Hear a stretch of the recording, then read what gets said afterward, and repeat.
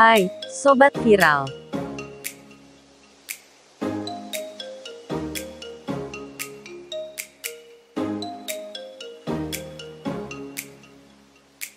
Berikut sinopsis film My Name is Khan.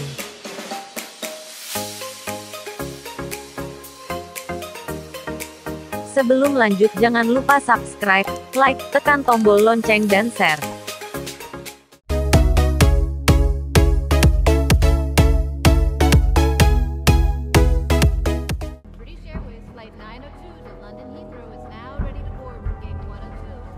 Sebuah film berjudul My Name is Khan ini tidak lain diperankan oleh Shah Rukh Khan, sebagai Rizvan Khan.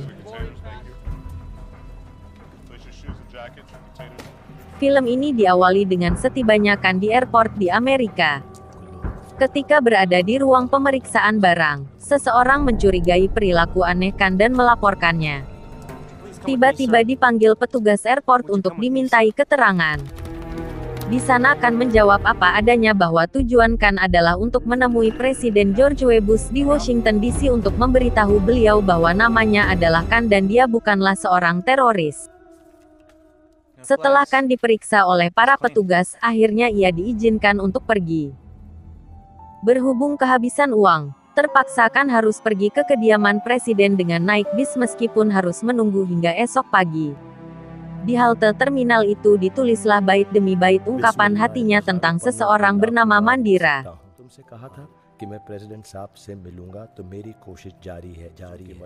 Kita kembali ke beberapa tahun lalu, saat Khan masih anak-anak. Khan hidup bersama ibunya Razia Khan dan adik kecilnya yang bernama Zakir. Merekalah yang senantiasa menemani hari-harinya, bahkan diakibatkan Asperger syndrome yang dialami Khan, dia mendapatkan perhatian lebih dari sang ibu daripada adiknya sendiri. Konsep-konsep kebaikan senantiasa ditanamkan sang ibu dengan harapan Khan bisa setara dengan mental anak-anak normal pada umumnya. Efek dari sindrom tersebut Khan sering jadi objek bulian oleh teman-temannya. Meskipun faktanya secara kesadaran emosional Khan justru melampaui mereka semua. Pada suatu hari Khan dibawa sang ibu menemui sang profesor bernama Wadia.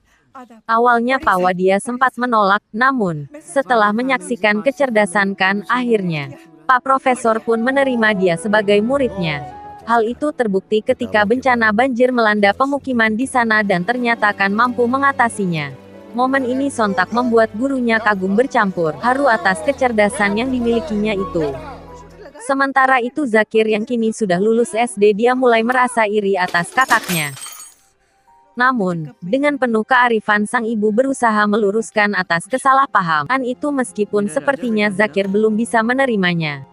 Di usianya yang ke-18, Zakir pergi ke Amerika karena mendapat beasiswa. Singkat cerita, beberapa tahun pasca menikah, Zakir belum sekalipun mempertemukan istrinya kepada sang ibu. Raut kesedihan pun terlihat jelas dari wajah sang ibu yang semakin menua dan sakit-sakitan. 6 bulan kemudian sang ibu meninggal dunia karena penyakit jantung. Zakir nampak hadir pada pemakaman itu. Zakir kemudian kembali ke Amerika serta mengajak kakaknya untuk hidup bersama keluarganya di sana. Di Amerika, Khan disambut baik oleh istrinya Zakir yaitu Hasina.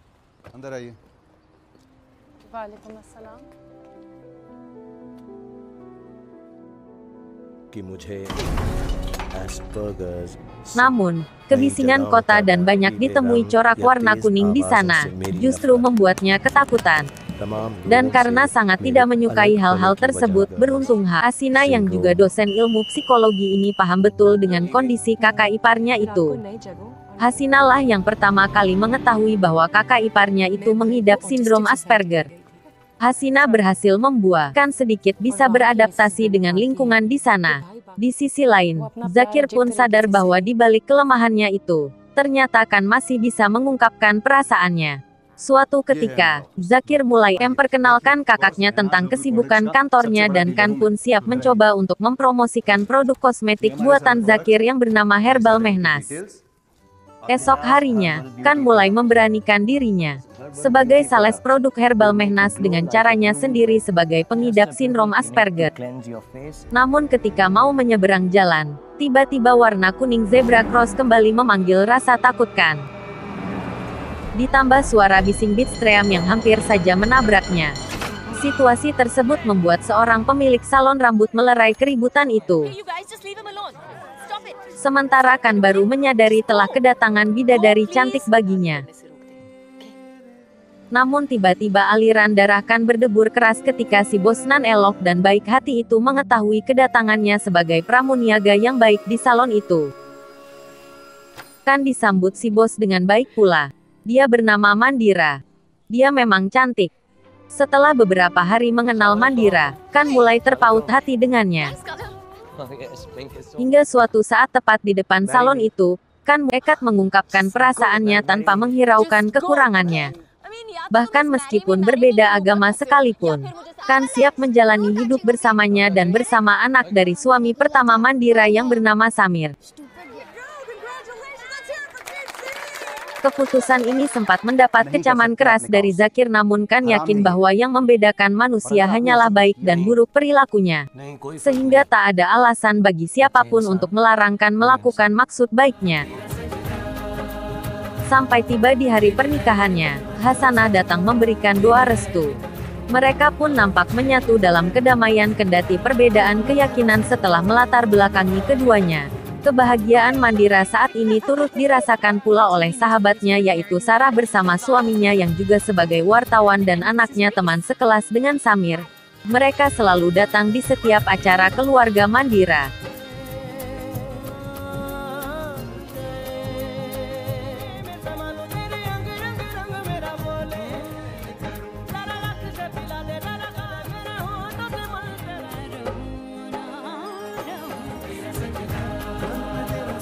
Di saat itu mereka dikejutkan oleh berita Islam adalah teroris.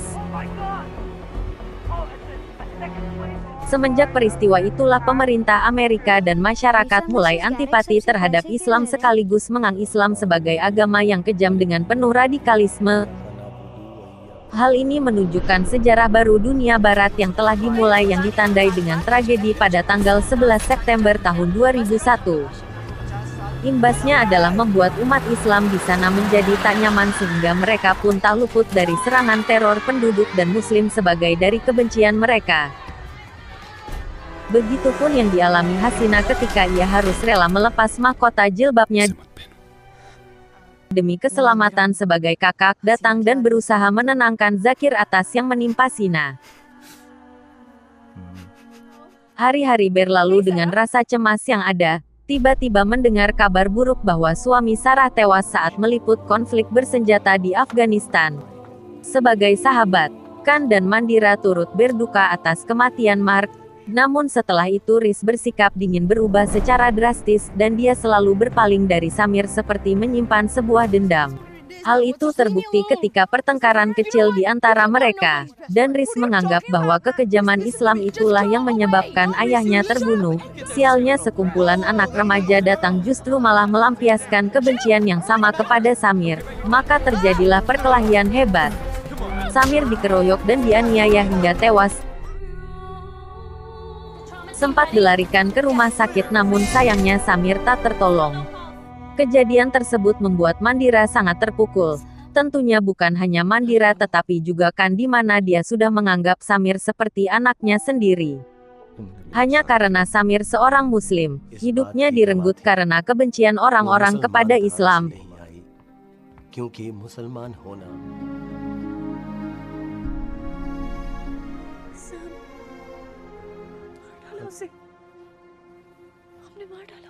Kebencian sudah terlanjur menguasai jiwa Mandira, sehingga kata-kata penyesalan pun terucap dari mulutnya. Jika saja dia tak menikahi Kan mungkin semua ini takkan terjadi.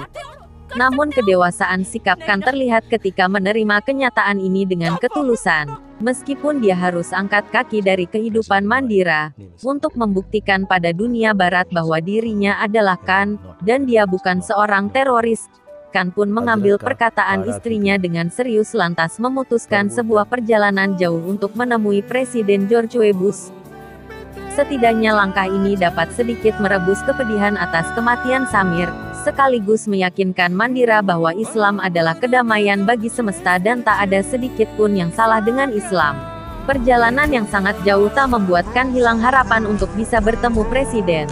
Bahkan ketika perbekalan mulai habis terkuras, dia rela melakukan apapun demi mendapatkan uang dengan cara yang halal.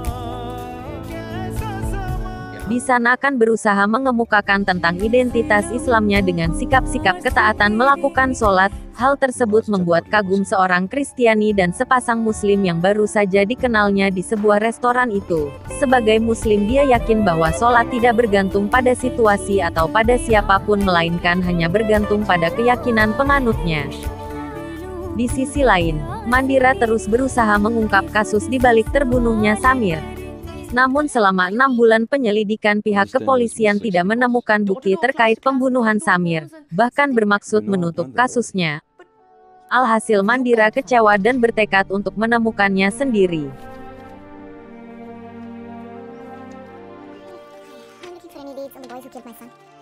"180 hari perjalanan telah membawakan Khan tiba di daerah Georgia.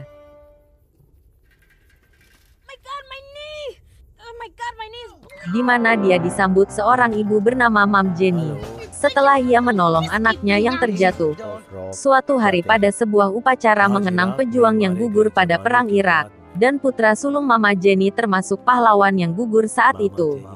Khan menjunjung jiwa toleransi tingkat tinggi di mana dia mengungkap kerinduannya terhadap anaknya yang sudah tiada di hadapan mereka. Meskipun berbeda agama, dengan segala ketulusan mereka pun turut berdoa untuk Samir.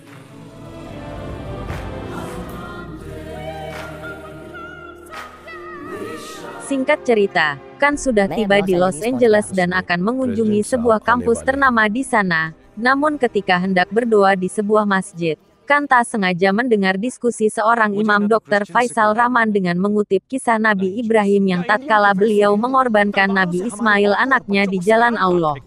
Namun redaksi dan intonasi bahasa sang dokter ini seperti sedang mendoktrin jemaat untuk sebuah gerakan perlawanan atas kesalahan umat Islam di sana. Tiba-tiba tersentak kaget, dengan tegas dia menolak pemikiran serta ajakan saran dokter sekaligus menjelaskan bahwa jalan Allah di balik kisah Ibrahim dan Ismail bukanlah kebencian atau perang, melainkan kasih sayang.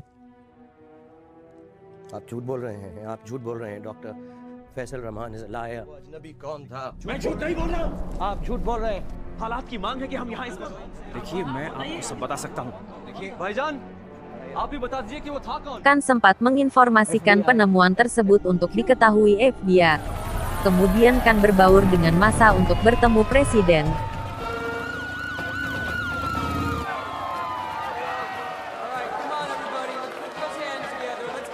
Di balik kerumunan, berkali-kali Khan menyuarakan pesannya dengan lantang.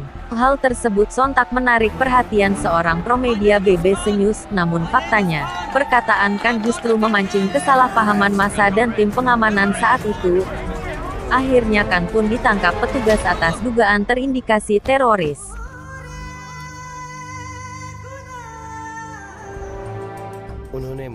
Alhasil usahakan selama berminggu-minggu ini berujung sebuah petaka baginya. Beruntung dua awak media yang meliput kejadian itu berhasil menggali informasi detail tentang sosok Ridwan Han. Mereka dibantu seorang hacker handal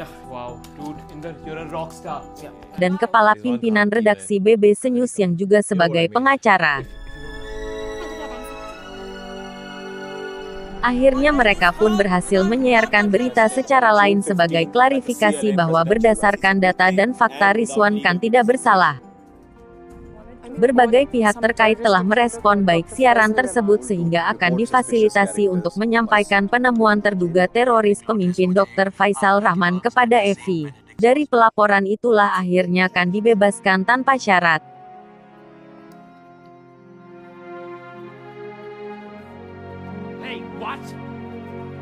Di ruang resep kantor itu Han mencium aroma wangi tubuh Mandira yang khas. Spontan dia pun mencarinya, namun setelah ditemukan, Khan lebih memilih untuk menunaikan janjinya daripada menemui Mandira. Karena dia yakin bahwa janji adalah hutang yang suatu saat kelak akan dipertanyakan dan dipertanggungjawabkan.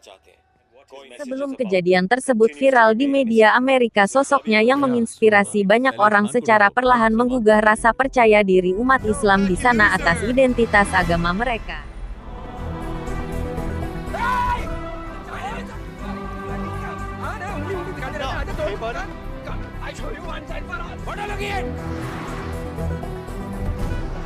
Keesokan harinya tersiar kabar bahwa bencana badai tengah melanda daerah Wilhelm. Seketika itu Kan teringat tentang sosok Mama Jenny dan Lisa rambut galing Joel, maka kemudian Kan pun bergegas pergi untuk segera menolongnya.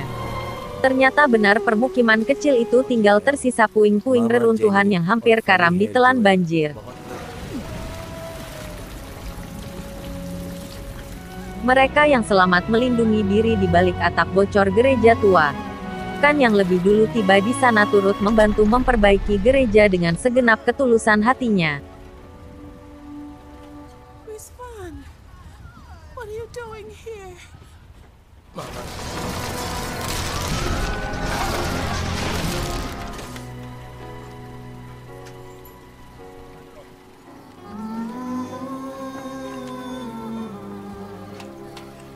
Namun Rizvan Kan kembali menggema ketika stasiun TV ternama secara eksklusif mewawancarai kisah perjalanannya dan membuat haru presiden yang baru saja dilantik. Hal ini pula yang kemudian menyentuh hati Riz untuk segera mengakui kesalahannya. Secara sadar, Riz dan para pemuda menyerahkan diri untuk mempertanggungjawabkan perbuatan mereka. Mama won't forgive me. She will. She's a mom. Mandira kemudian menemui Kan di Wilmar. Tiba-tiba seorang pendukung militan dari Dr. Faisal menikam bagian perut kanan Kan hingga jatuh tak sadarkan diri. Setelah beberapa hari mendapat perawatan serius, akhirnya Kan kembali siuman dan memaksa menemui presiden baru yang kabarnya sedang mengunjungi korban bencana di Wilmar. Dengan antusias Kan bersama rombongan menerobos kerumunan. Namun sayang, presiden sudah istirahat untuk pulang. Setelah dilakukan negosiasi, akhirnya presiden baru itu meluangkan waktu untuk menemui Kan dan dengan sangat senang hati beliau menyambut kedatangan Rizvan Kan.